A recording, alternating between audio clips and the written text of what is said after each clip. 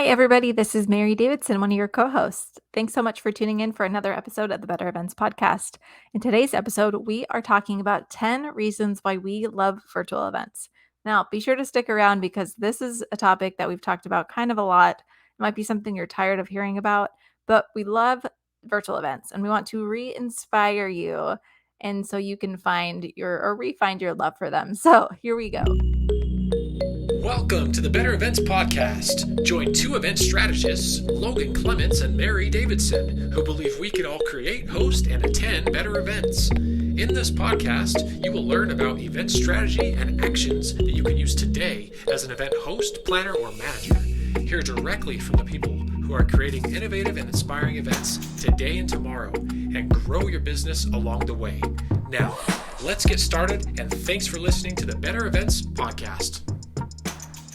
And we're back with another episode of the Better Events Podcast. I'm Logan Clements, one of your co-hosts, and I'm joined by fellow co-host Mary Davidson. And to kick off our conversation today, we're going to have a little conversation starter. Or Mary, maybe we should call it a conversation snack. I feel like maybe I'm just hungry, but I love it. All right, so this week's conversation snack is, what is a food that you recently discovered that you like? I love talking about food. So where do I begin? I've been trying a lot of new things this year. Okay, I'm like 3 years late to the game, but I finally have started eating avocado toast, and I'm here for it. Mary, I think you're like 6 years past this game. No, I always thought it was weird, and I don't like doing things other people do, and so I was like, I'm not eating that. But now I've tried it, and it's super good, and I love it. And cottage cheese. So maybe you can see a theme. I'm trying to eat more protein. Oh, Logan's face. If you didn't see that, she just judged me hard for that one. But I really don't like cottage cheese. I'm sorry. Put stuff in it. Have you had it with like other stuff, not just plain? I can't. Okay. I can't. Fine. For me, for the answer to this is I just like an overarching thing is, yes, when I was younger, I didn't like foods that I would count in my head as like mushy. So I wasn't into like dips, like hummus, guacamole, yogurt. I thought was kind of, again, it's just the consistency. And now as an adult have slowly realized I like a lot of these things, but cottage cheese I still have not gotten to. I recently got into applesauce, and in the form of the very lazy, like in the packets that you can get, the squeezables, because it's the ones for little kids. Because Mary, you're trying to get protein, and I was trying to get some more fruits and vegetables, and that was one. As we've been busy event pros, I've learned that's easier for me to do than like actually eat a proper apple, because a lot of the event foods you need to quickly be able to, I always say, shove in your face, but eat delicately very quickly and move on. Actually, you're inspiring me, Logan. Now I want some of those applesauces. So they're quite good, and they have a bunch of different flavors. Love it. Well, then we are going to move into our topic, which has nothing to do with food, but we're excited to talk about this topic as well. So today we're talking about 10 reasons why we love virtual events. And you have listened to us. Maybe you've listened to us for a while. I don't know. If you're new here, welcome. We're super happy to have you. But if you have listened to us for a while, you know that that we don't dislike virtual events, which is a double negative. We like virtual events. And in fact, I think sometimes we feel like maybe they're better than in-person events, dare I say. It depends. So we're going to share 10 reasons why we love virtual events. And we hope that this re-inspires you, because this is a tricky time. And we know that there is quite a controversy about virtual events. Now that in-person is coming back, there's also controversy about hybrid events. People have strong opinions about what they like and dislike. So today we are going to talk about virtual events. So like I said, re-inspire you because it is still relevant. And before we do, we are going to take a quick break to hear from our partners. Hi friends, Logan here. When I'm not co-hosting with the podcast, I am a freelance event producer and the founder of Logan Strategy Group. I work in full event production, whether that's in-person events, hybrid, virtual, live, everything from multi-day, hundreds of speaker conferences to 1-hour webinars or Zoom meetings. So whatever your production needs, I'm here to help and able to scale it for projects large and small, no matter the budget. If you'd like to learn more about what I do, you can visit me at loganstrategygroup.com, follow me on Instagram at loganstrategygroup_events, or find me on LinkedIn under Logan Clements or Logan Strategy Group, and we'll link all of those in the show notes. Enjoy the rest of the episode. Alrighty, we are back. So Logan, let's just jump right into our topic. If it's all right, I'll just kind of start us off and talk about one reason why I love virtual events, unless there's anything that you want to add before we get going. I feel like to me, this episode is for anyone who has ever heard someone say, "Ugh, I hate virtual. Why can't we just go back to in person?" And you've wanted to be like, "Excuse me, there's a couple good reasons why there are benefits to virtual." And that is the point of this episode is Mary and I are going to be sharing our different top 5 reasons so that you'll walk away here with 10 reasons for why there is a benefit to virtual, so that if you have those conversations or you're thinking about your long-term strategy with events, you'll have some ideas. This is hopefully going to spark some ideas for you. Yeah, so don't go anywhere if you're like not one of those people and you don't want to hear any more about virtual events. Stick with us. We hope you gain something new from it. So my number one, not number one, this is just my first one. One reason that I love virtual events is because they're accessible. We've talked about this before. I think it's super important. It's just easier in certain scenarios, it's easier for people to log in online and do a virtual event. They don't have to physically really go anywhere. And there's lots of capabilities virtually, interpretation is easier. Um, Closed captioning can be easier, right? I'm comparing it to like an in-person event experience. So in my mind, virtual events are more accessible, and that's one reason why I really like them. Yeah, there's so many tools that have that stuff already built in and is very easy to activate. And then there's more complex builds that you can do for accessibility. So that's a great one. For number 2, mine would be increased attendance at your virtual event. A lot of times in person, we are constrained by how many people can fit in the venue or what the venue allowed you to have or how many seats you can fit there or maybe the parking situation.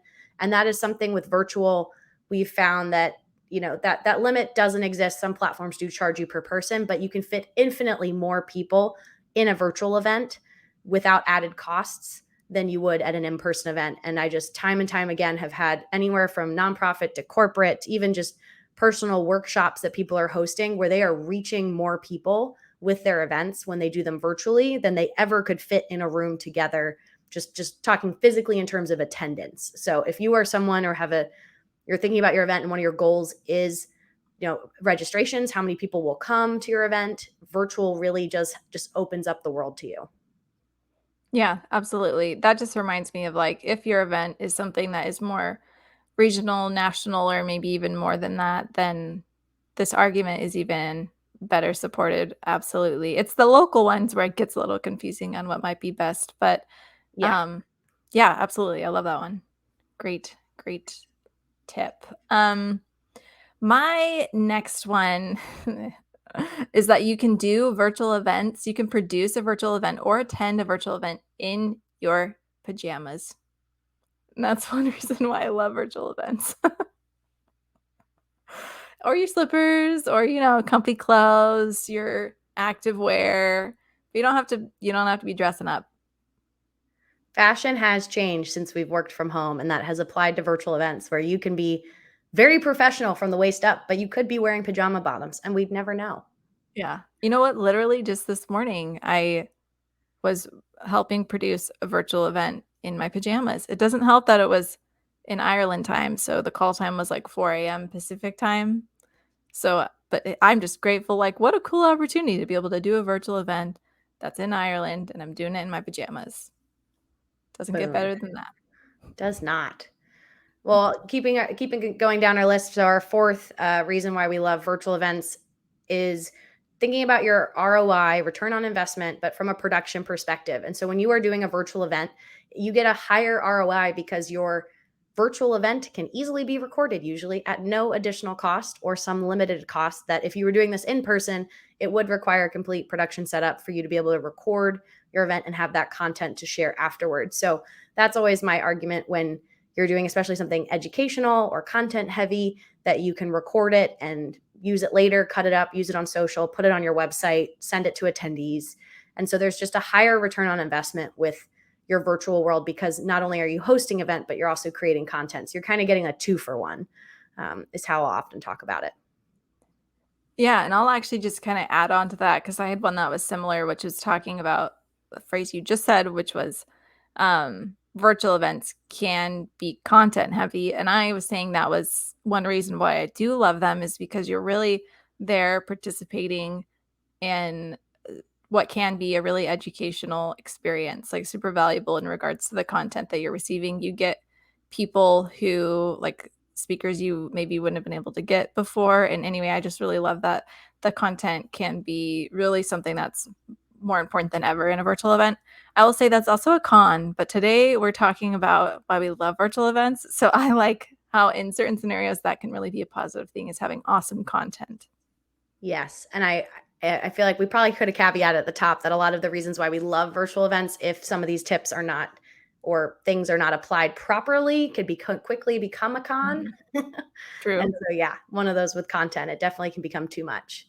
But I'd like, for example, one to your point, Mary, like with content heavy, virtual can offer you an opportunity to showcase more content than you ever would have wanted in person. So again, maybe this is more talking about hybrid, because maybe you're doing an in-person element, but with virtual, again, you're not constrained by the number of rooms you have. You're not constrained by however many microphones or AV teams you can support. I think one of the events that I know I loved that did a good job with this was they wanted to showcase, it was for small business owners, or no, it was for event vendors, and they wanted to showcase more vendors. And so they gave them the opportunity to apply to be a speaker. And then they were able to submit, I think, Mary, you actually were one of the people who submitted, but like a 10-15 minute video pre-recorded, but that was Mhm. listed on the website, the event website, as content, as sessions, even though it was completely pre-recorded and there was no necessarily like live support. And that was a great way to give exposure to more speakers, business owners, but also it wasn't necessarily adding a lot more lift on the production side. And that's only accessible if you did that virtual, because in person, you'd have to still dedicate a room and a screen to screen those, or a stage for you to be able to give your presentation. Yeah, that's a great example. I forgot that I even did that one, and you're right. And that was one of my first ones I'd done, actually. So it was really valuable. It was just a cool experience. So yeah, Yeah, definitely. maybe if we can find that recording, Mary, you can link it in the show notes for anybody who's Sure. would like, who missed your lovely talk. Sounds good. What's your next one for us, Logan? My next one, you kind of already you teased a little bit, but with this one, my favorite thing of virtual is speaker access. So things that you wouldn't be able to fly a speaker in for your in-person event, you now have access to virtually. And I found so many high-end speakers, expert subject matter experts that again, you could not afford their speaker costs to fly them, that are very willing to hop on and give you a 30-minute virtual session or a 1 hour virtual session at a fraction of what they charge in person, because again, they don't have the inconvenience or just added time needed to get to your event. And so something I've seen anywhere from the small events to the large corporate ones really benefit from, because if they're doing virtual, they just get access to more people. And I've just found a lot more of the like really sought after speakers seem to be more open to doing virtual things, at least at the beginning. Nowadays, they're still doing them, but you get access to folks that you never would have if you could only do in person. Yeah, I think this is so valuable. I think it's super cool. And if it's a resource that maybe you haven't really tapped into with a virtual event, it might be something that you should start thinking about, because I think, traditionally sometimes we're in the mindset of we can't afford that, but you might actually be able to now that it's virtual, and these people are having a short speaking slot perhaps, which I guess actually leads me to my next point. Look at this. This flows so nicely. Is that one of the reasons I love virtual events is because in many cases they are shorter.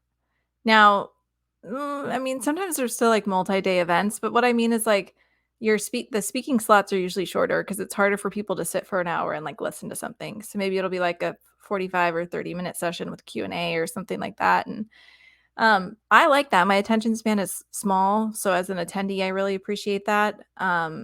So yeah, overall, I just think shorter can be better. You can get those um, speakers that maybe are more expensive for a shorter period of time and still save money. And I could probably go on and on. I like short events. Short but sweet. Again, you're being Yeah, nice and yeah. efficient with the time you got.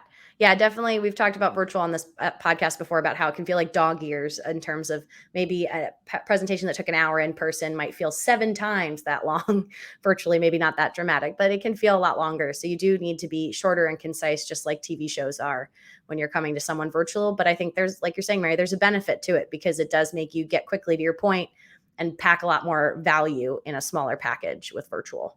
My next one kind of is a little more lighthearted, similar to your pajamas comment. I listed one of my favorite things about virtual is snacks. As an event producer, I am doing these events from my house when I'm doing a virtual show, and I often have free access then to my snacks and my coffee machine and anything I need from my house, which is just an added benefit again from being able to do these kind of virtual events. So if you're a vendor who can do any of your services virtually, event planner, producer, even an entertainer or a speaker, there are benefits similar to that speaker access of getting to do things from your house because it takes less of your time just on the logistics of getting to an event, of traveling, figuring out how you're eating lunch or dinner.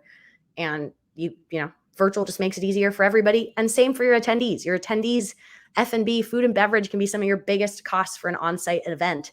Now, if you're doing it virtually, you could still send someone like a gift card for a cup of coffee, or Mary and I were cool part of a virtual event that let you pick your own snack box from a vendor, and like they gave everybody a budget, and then you got the snacks shipped to your house, and you got to have those while you were attending the virtual conference. And that was a really fun way to do it. Still way smaller than what the event host would have paid to host all the food and beverage for that event on site. So snacks. Snacks. Oh my gosh, I love it. So true. Oh, actually, Logan, I have to know because obviously, I think we're both hungry right now. I don't know, but I do need to know what's your preferred virtual event snack?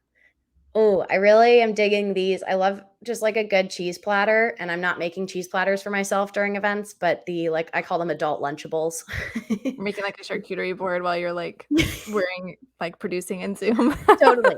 I wish. But yeah, they now have like what I call adult Lunchables. They have it essentially, it's like meat, like it'd be like turkey or pepperoni and cheese and crackers that you can then make into your own little like sandwiches and stuff like that. And I always stock up, especially if I have like a multi-day virtual thing or anything where the event days, I know we talked about the being shorter content, but usually the days can be quite long. So I'll stock up on those because they're really easy to grab and go. And whenever you get a break, just like quickly eat a snack. How about you, Mary? I love it. Yeah. Well, I really like Nutella and pretzels, which is not as like hearty or probably healthy as what you were saying, but sometimes you just need that little pick me up, right? And Yeah. I like that. It's an easy snack. Yeah. Oh, we need to go eat some lunch after this. But one other one for me, I think this is my last one, is that one reason I love virtual events is because you can meet people from literally all over, which is way cool. And that's not an environment that I was in previously. Maybe you have been, maybe if you work, in more of the corporate world, you have those experiences. But for me, it hasn't really been that way. And so virtual has given me the opportunity through attending events, but not only that, through working with other event producers. It's just so cool to be able to meet people who live all over. And I've super valued that during this time. And another thing too is also being able to get gigs that way. One story we shared, we had West Peak Productions on the podcast a little while ago, and I met them through a virtual event, which you just wouldn't think would lead to anywhere, but it did. And then we were able to do some work together, which has been awesome. So yeah, that's what I love about virtual events. Yeah, it expands your reach so much. I know that was something that saved my business, especially with COVID when all the events came to a close, was being able to do things virtually because then I wasn't constrained by working with clients that were geographically based near me. I was able then to work virtual events with anybody. And that has been something that then has come back around and paid off for myself when I've landed more events that are local, but it's virtual. So I can actually tap into my network of other producers and streaming engineers and just good event people, no matter if they're in Chicago or New York or Texas or, just down the road like you are, Mary, here in Seattle. It's done nothing but bring all of us business, which has been great. And just because we've all embraced the virtual world. And I think that goes very nicely into my last and our 10th, hopefully, if we all counted correctly, tip and reason why I like virtual events is the community building aspect of it. I think one of the reasons a lot of people hate virtual is because they say it's so boring. I can't connect. I can't meet people. It's how do we replicate that? And I just always like to push back on that concept because Mary and I have met and done things virtually together. Like her story with West Peak Productions, who was on the podcast. I have gotten event work from people I have met in breakout rooms at a virtual event. Like those real connections do happen a lot of times they didn't just happen by chance. They were facilitated breakout rooms or really thoughtful discussion questions or just events that created time for people to get together and talk, that you can have those authentic moments. And we have a great episode too with Hoyan from Remo, who shares his like attendee engagement tips that I encourage you to go back and listen to if you haven't already, um, just because it's just so valuable. And it's just something that I think virtual events opens your opportunity to meet people from different places, opens up whatever opportunities then come from those people.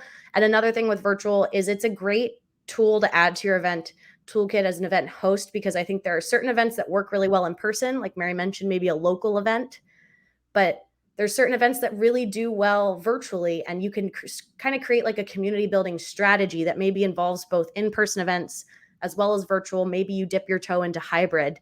But if you are someone who just doesn't want to listen and just wants to do in-person events, you're seriously missing out on an opportunity, because it's an easy way to expand your reach if that's one of your goals, or grow your influence if that's one of your goals, or just meet new people. And that's all because we've embraced virtual and chosen to get excited about it. I mean, it helps that we are in agreement on this issue. Maybe it would be more exciting if I was like, "No, I hate it." But That's I, another episode, Mary. We can that's air another our episode. grievances about Yeah, virtual. we need to disagree with each other more. I wanna leave us with a song lyric that goes with this from alright, you guys have to bear with me. It's, from Miley Cyrus, also known as Hannah Montana. So this is from her song, "Life's What You Make It," and it's "Life's what you make it, so let's make it rock." I'm gonna change it to "Virtual events are what you make it, so let's make them rock." Mary, I feel like we'll have to have a bonus where you sing that for people. Oh, no. Um, but yes, I think I echo that. Hannah Montana, she said it right. That Mhm. virtual is what you make it. And I think let this episode just hopefully inspire you if you aren't thinking about how you can do some of your services virtually or get into virtual events. Hopefully this has at least made you think about it, because again, we are excited and we are doing in person, but I don't know about you, Mary, but like my schedule is still, I mean, I'd still say probably 50% of the inquiries I'm getting are for either virtual events or virtual roles on a hybrid event. So it's not gone away. Yeah, same. Mhm. Yeah, and I think you're going to be missing out on a lot of business if you're someone who's decided to just to skip on the virtual. And if that's what you choose to do, I guess that's fine too. We won't shame you. But the virtual world is pretty nice if you want to come over and see how green the grass is over here. Yeah, absolutely. Room for everybody. Yeah. So, Logan, I think that brings us to our end, and then you have our bonus tip again today. Yes. So the bonus tip this week, this is a fun tip for any of you out there who ever needs to version control some documents. So what I'm talking about is maybe you're working with a client on a script and then you have your own internal script, or you're working with them on like a timeline run a show and you have your own internal run a show that you and your production team or your internal team are using, or any team that you necessarily two different versions of documents. What I would recommend is after you do the initial download of whatever their document is and move it into yours, talk to your client or your colleague and tell them to highlight any changes that they're making to their document in a color. They can pick any color. It can be red, pink, yellow, blue. Does not matter, but they're indicating to you what has changed on that document. So it's very easy for you to quickly go back and say, oh, look, there's a yellow. I've seen they've changed that. And then you migrate that change and copy it into your document. And then you change it back to whatever the original color, usually black and white, like if we're talking about Excel. And that will let that person know that you've migrated and seen that change. It is something that I've done with like registration lists. I've done it with run of shows, with scripts, and it has just saved me so much time instead of me trying to cross examine two different documents to see where the changes are. So if you haven't tried that, that's my bonus tip for today. Love it. It's a very organized bonus tip. I love it. Good organization tip. Can you tell that I've been living in spreadsheets recently? Maybe, maybe so. Awesome. Well, thank you so much. And thank you for listening to another episode of the Better Events Podcast. You can find us on social media and LinkedIn at Better Events Pod. You can also send us an email at bettereventspod@gmail.com. We love to hear from you. Send us any ideas you have for content or something you want us to talk about. We can see what we can do.